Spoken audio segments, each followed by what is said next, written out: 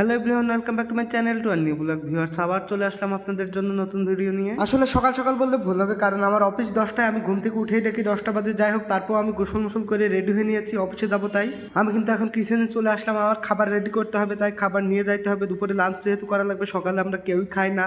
কিন্তু কিচেনে ঢুকে আমার মাথা ঘুরল, কেন রান্না হয়নি একটু আমি ইসমাইলের কাছে শুনতে যাবো। শুনে আসি, দেখি কি বলে ইসমাইল। গ্যাস নেই? কি হয়েছে গ্যাস? সকালে রান্না হয়নি তাইতে? আচ্ছা, আসলে আমাদের বাসায় কিন্তু সাপ্লাই গ্যাসও ছিল। সাপ্লাই গ্যাসটা কিন্তু কাটিয়ে দিয়ে গিয়েছে, যার কারণে বাড়িওয়ালা আমাদের সিলিন্ডার গ্যাস বসিয়ে দিয়েছে। সিলিন্ডার গ্যাস কিন্তু 4 তারিখে বসিয়েছে, আজকে 9 তারিখ। 5 দিনে কী করে গ্যাস পোড়াইলো আমার মাথায় আসছে না। দেখতে পাচ্ছেন, আমি বিশ্বাস করতে পারছি না যে গ্যাস ফুরিয়ে গিয়েছে। তাই আবার একটু মুড়িয়ে দেখলাম আসলে গ্যাস ফুরাইছে কি না। আসলে আমরা তেমন কোনো গ্যাসও কিন্তু অপচয় করি নাই যে আমাদের গ্যাস ফুরিয়ে যাবে। কেন ফুরাইলো সেটা বুঝতে পারছি না। এই যে দেখতে পাচ্ছেন 2টা কলস, আমরা কিন্তু পানি ফুটিয়ে খাই, ঢাকার পানি প্রচুর সমস্যা, যার কারণে কিন্তু ফুটিয়ে খাই। পানিও কিন্তু 1 ঘড়া ফুটাচ্ছি, দেখতে পাচ্ছেন একটা ঘড়াতেও পানি নাই। আজ 2 দিন ধরে পানি ফুটাই না, তাহলে কিভাবে গ্যাস ফুরাইলো আমার মাথায় আসছে না। এমনিতেই অফিসে লেট হয়েছে, আর অফিসে যাওয়ার সময় যদি খাবার না নিয়ে যাইতে পারি মাথায় কাজ করে। পকেটে একটা টাকাও নাই যে আমি যে কিনে খাবো। এত পরিমাণ বিরক্ত লাগছে, দেখতেই পাচ্ছেন। খালা সবজি কেটে চলে গিয়েছে, সবজির ভিতরে দাঁড়িয়ে দাঁড়িয়ে এতগুলো ময়লা আমি বের করে নিলাম। মানে কোনো কাজ নাই, দাঁড়িয়ে ভাবতেছি কি করব। ভাবতে ভাবতে কিন্তু আমি আমার পার্সটা একটু খুলে দেখবো। আসলে আমার পার্সে একটা টাকাও নাই, আমি জানি। তারপর আপনাদের দেখায়, আপনারা বিশ্বাস করবেন কিনা।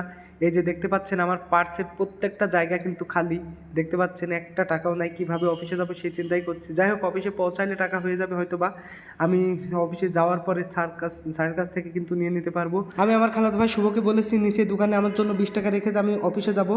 ও কিন্তু 20 টাকা রেখে গিয়েছিল, সেই টাকা নিয়ে অফিসে এসে কাজ কাম শেষ করে স্যারের কাছ থেকে টাকা নিয়ে কিন্তু কলেজ গেট চলে এসেছি খাবার খাওয়ার জন্য। দেখতে পাচ্ছেন খাবারের অনেক রকম আইটেম। এটি হচ্ছে ছোটওয়ার্দী মেডিকেলের সামনে, একদম সামনে, কলেজ গেটের সামনে। মাঝে মাঝে জায়গায় কত সুন্দর খাবার, একদম গ্রামের পরিবেশের খাবার দাবার, হেভি লাগে টেস্ট।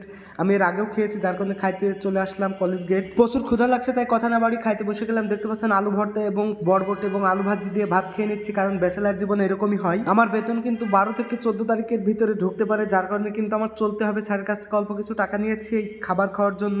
এই কয়টা একটা দিন কিন্তু এই টাকা দিয়ে আমার চলতে হবে। তাই আমি ডিম চাইলেও ডিম মাছ মাংস খাইতে পাচ্ছি না। এভরিওয়ান, আমি সকাল থেকে ঘুম থেকে উঠে অফিসে আসার জন্য রেডি হচ্ছিলাম, দেখালাম সব কিছু। খাবার দাবার ছিল না, অফিসে এসেছি। নাস্তা করা টাকাটাও আমার কাছে কিন্তু ছিল না। সব মিলিয়ে কিন্তু একটা ভেবাচেকার ভিতরে পড়ছিলাম। যাই হোক, অফিসে আসা টাকা একজনের কাছ থেকে নিয়ে আসছিলাম। অফিসে এসে কিন্তু আমি অফিসের কাজ কাম করে স্যারকে বললাম, স্যার আমার কাছে টাকা নাই, খাইতে হবে, খাবার নিয়ে আসিনি। পরে স্যারের কাছ থেকে টাকা নিয়ে আমি গেছিলাম কলেজ গেট। আপনাদের ভিডিও করে দেখালাম অল্প অল্প করে। আমি অল্প অল্প করে হলেও কাজের ফাঁকে আপনাদের সাথে থাকার চেষ্টা করি, আপনাদের জন্য ভিডিও করি। আমার ভিডিও ভালো লাগলে অবশ্যই লাইক কমেন্ট শেয়ার করে আমার সাথে থাকবেন। আজকের ভিডিও এই পর্যন্তই, আবার পরবর্তীতে আপনাদের জন্য নতুন ভিডিও নিয়ে হাজির হব। ততক্ষণ ভালো থাকুন, সুস্থ থাকুন, আমার জন্য দোয়া করুন। আসসালামু আলাইকুম।